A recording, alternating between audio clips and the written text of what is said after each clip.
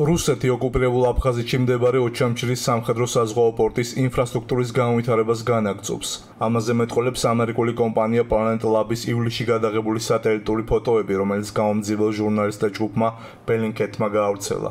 სამხედრო ექსპერტების აზრით, კრემლი რუსეთის შავი ზღვის ფლოტისთვის დამატებით სათადარიგო ბაზას აახლებს, რომელიც უფრო დაცული იქნება. ომისგან გამომდინარე, დისლოკაციის ადგილი სჭირდებათ დამატებითი რათა მცურავი საშუალებების ბაზირება იყოს უზრუნველყოფილი. შეიძლება 2, მაქსიმუმ 2, მაქსიმუმ 3 სარაკეტო კატარღა თუ შევიდეს იქ, იმიტომ რომ მისი განზომილება არ მისცემს საშუალებას, რომ იქ სერიოზული კრეისერი ან რაღაც მაგის მაგვარი შევიდეს იქ.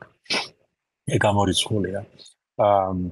მაგრამ როგორც სათადარიგო რაღაც სხვადასხვა საქმიანობისთვის, როგორც სადაზვერვო მისიების განხორციელებისას, ან სხვა საზღვაო ოპერაციების განხორციელებისას, რომელიც ეხება საზღვაო დაზვერვის საკითხებს, ამ შემთხვევაში მათ შეუძლიათ ეს ბაზა გამოიყენონ თავისუფლად.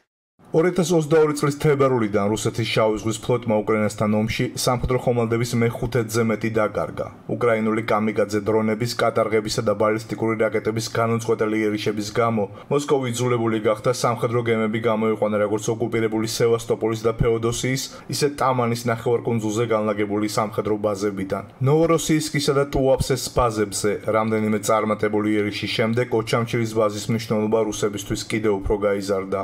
Там можно поставить один большой корабль лагом и იქ შეიძლება ერთი დიდი გემის დაყენება, ასევე 8-10 გემის მცირე კლასის, ბუქსირის ტიპის, 50 მეტრის სიგრძეში. მაგრამ ოჩამჩირის პორტი ძალიან შორსაა ყირიმიდან, ოპერაციის ზონიდან, სადაც რუსებს სჭირდებათ. თუ ისინი ოჩამჩირში ხომალდებს მართლა გაიყვანენ, ფაქტიურად უკვე ვეღარ შეძლებენ ოპერაციებში მონაწილეობას. თუმცა სარაკეტო ხომალდებს მაინც შეეძლებათ უკრაინის ტერიტორიის ნაწილზე იერიშის მიტანა.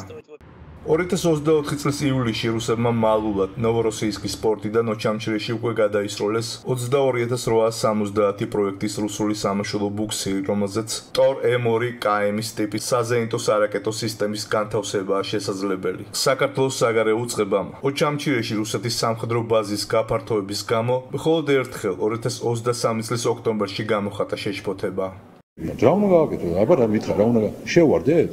ის რომ ოჩამჩირის პორტში სამხედრო გემია გაჩერებული. ის რომ 30 კილომეტრში აქედან რუსის ჯარი დგას.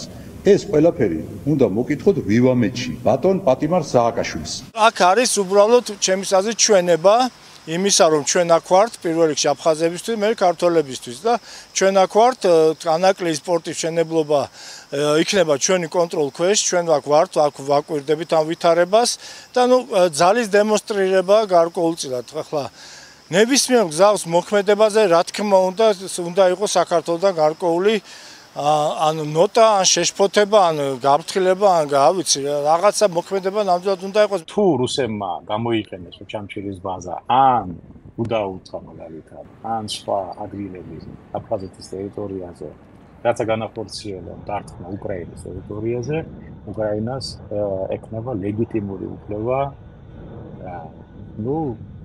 მისცეს ასე ვთქვათ პასუხი, გასცეს პასუხი. ჩვენ ვხვდებით უკვე კონფლიქტის მონაწილე. და არა მარტო მონაწილე, ფაქტიურად მხარეც. რუსეთი გვითხრევს ომში, ასე ვთქვათ, არაპირდაპირ.